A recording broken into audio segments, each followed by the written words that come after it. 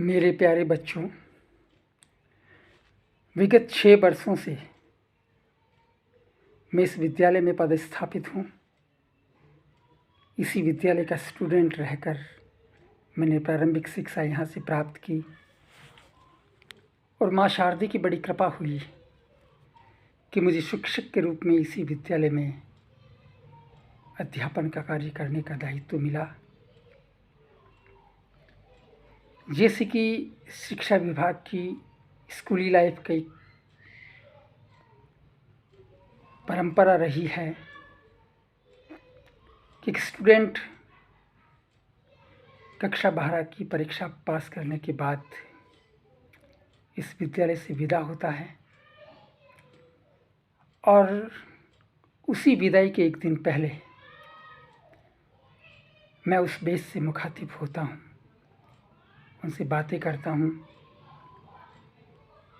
और अपने अनुभव उनके साथ शेयर करके ज़िंदगी के रोड मैप को बताने का प्रयास करता हूँ। चूँकि इस वर्ष मार्च के प्रथम सप्ताह में परीक्षाएं आयोजित हो रही है, विगत 2 महीने से स्वास्थ्य कारणों से मेरा विद्यालय में नियमित आना थोड़ा कठिन होता गया। हो सकता है मैं आपसे रूबरू न हो पाऊँ, तो इस बार वर्चुअली आप लोगों से मिलने का प्रयास कर रहा हूँ। स्कूली लाइफ ज़िंदगी का एक वो हिस्सा है और हर वर्ष मैं जिस भी बेच से मिलता हूँ तो बोर्ड पे एक सेंटेंस लिखता हूँ, एक बहुत emotional sentence. Yes, I can say to you in inverted comma, today is the last day of your schooling life। ये वाक्य इतना भावात्मक है, इसमें इतने भाव छुपे हुए हैं कि आपकी ज़िंदगी के 12 बरस इस विद्यालय में बीते, पता ही नहीं चला कब बीत गए। और यही ज़िंदगी का सबसे इम्पोर्टेंट एपिसोड था जो आप लोगों ने बिता दिया। इससे खूबसूरत जीवन आने वाले समय में आपको देखने को नहीं मिलेगा। ये मेरा लंबा अनुभव है और उसी अनुभव के आधार पे आप लोगों के साथ ये बात शेयर कर रहा हूँ। स्कूल लाइफ ज़िंदगी का वो कालखंड है जिसे आदमी कभी ज़िंदगी में भूल नहीं पाता। लेकिन इसके कहने का मतलब ये नहीं है कि ज़िंदगी का खूबसूरत हिस्सा चला गया। इसको इस प्रकार से कह सकते हैं कि स्कूल लाइफ का हिस्सा चला गया, लेकिन ज़िंदगी यहाँ से शुरू हुई है आप लोगों की। आप लोगों को मैं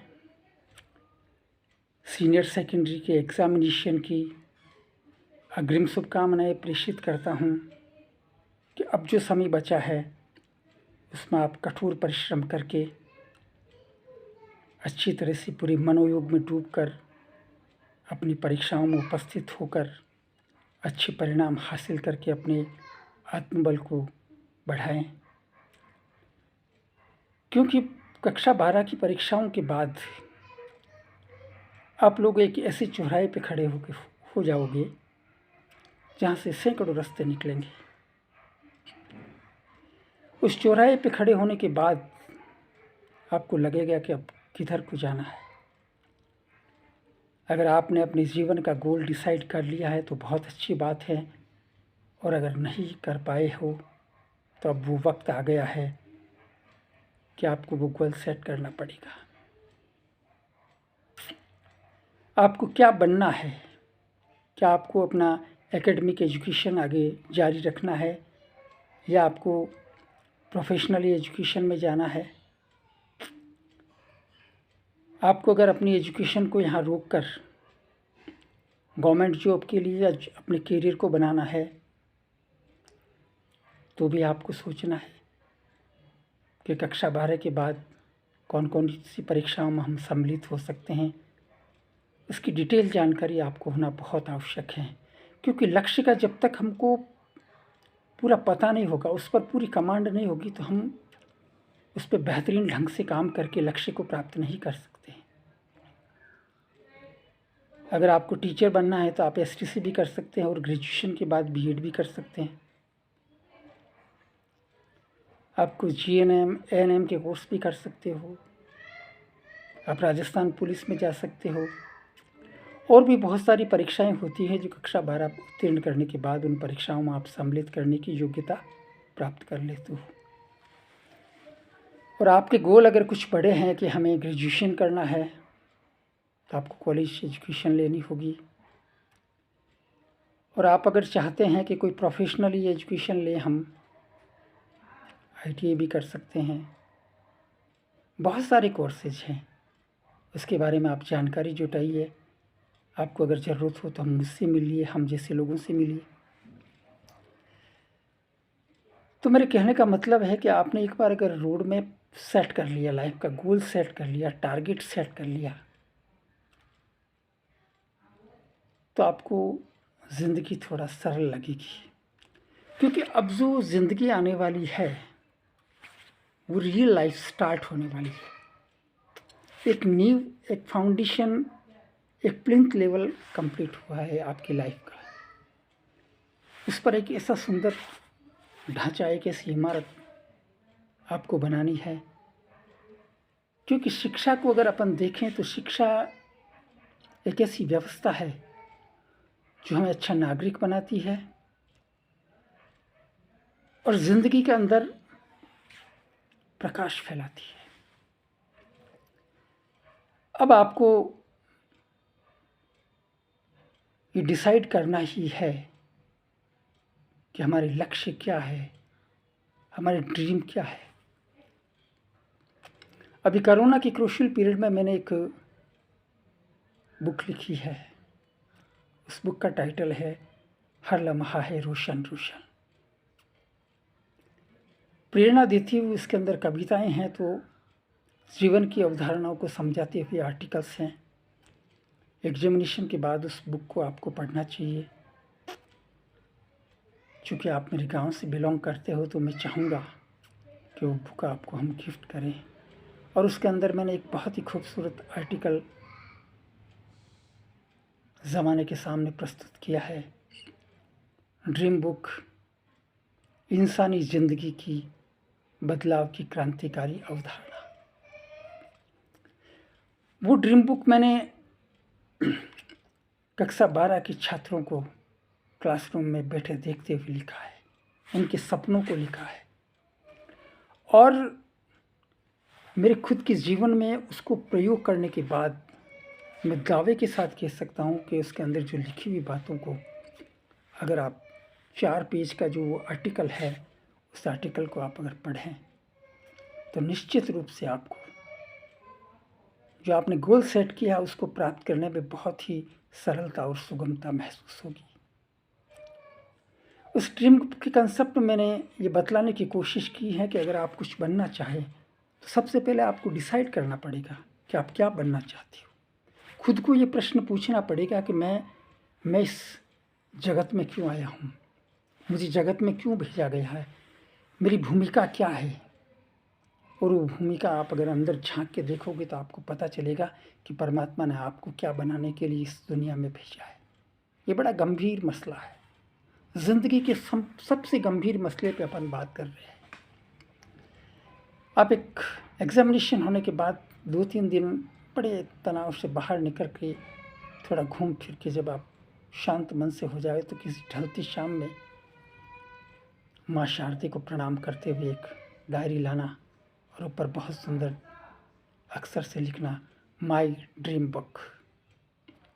और इस ड्रीम बुक के पहले पेज पे लिखना है कि मैं क्या बनना चाहता हूँ। आप टीचर कुछ भी बनना चाहते हैं, लिखना है उसके अंदर I want to become a teacher, I want to become a doctor, I want to become a engineer, I want to become a politician. I want to become a successful farmer. I want to become a businessman. I want to become a shopkeeper, etc. जो भी आपके मन में है, जो आप बनना चाहते हो, अंदर झांक के अपने दिल को, अपने दिमाग को, अपनी आत्मा को आत्मसात करके ये गोल सेट करना है। उसके बाद सुबह जल्दी उठकर रोज़ उस बुक के अंदर 10 बार लिखना है। अगर आप टीचर बनना चाहते हैं तो I want to become a teacher, 10 बार उसको लिखो, 10 बार उसको पढ़ो। वही आपकी गीता है, वही आपकी बाइबल है, वही आपकी कुरान है, वही आपकी आध्यात्म है, वही आपकी ज़िंदगी है, वही आपकी सबसे ज़िंदगी की सबसे खूबसूरत कृति है। लिखना है और उसके साथ वहाँ तक पहुँचने की पूरी जानकारी आपको जुटानी है। इसके लिए आपको एक मेंटर चाहिए। हम जो आपको एजुकेशन क्लास के अंदर देते हैं, हम एक ज्ञान देते हैं, किताबों में जो लिखा हुआ है वो हम बताते हैं। अब इतनी सी बातों से काम नहीं चलना पड़ेगा, आपको एक मेंटर खोजना पड़ेगा जो आपको मार्गदर्शक बनेगा, जो आपका मार्गदर्शन करेगा। जहाँ भी कठिनाई आएगी उसमें इतनी योग्यता होने की वो कठिनाइयों का सुगमता से हल बता सके आपको। वहाँ तक पहुँचने के बाद जब पहला पायदान होगा वो ये होगा कि आपके अंदर दृढ़ इच्छा शक्ति होना बहुत ज़रूरी है। दृढ़ इच्छा शक्ति इस पूरे संसार का वो सबसे खूबसूरत और सबसे पावरफुल और सबसे इम्पोर्टेंट वर्ड है। इस वर्ड को जिसने पकड़ लिया उसके लिए हर लक्ष्य बोना नजर आता है। सबसे पहले हम समझते हैं कि दृढ़ इच्छा शक्ति की परिभाषा क्या है। इस परिभाषा को समझने के लिए मैं आपके सामने दो महत्वपूर्ण उदाहरण प्रस्तुत कर रहा हूँ जो आपके दिल को, आपकी आत्मा को जागृत करेगा। ऐसा मेरा अनुभव है और ऐसा मेरा विश्वास है। एक छोटी सी मोटिवेशनल थीम आपके सामने मैं प्रस्तुत करने जा रहा हूँ। उसको आप बड़ी मनोयोग से सुने। उसमें इतनी प्रेरणाएं छुपी हुई है।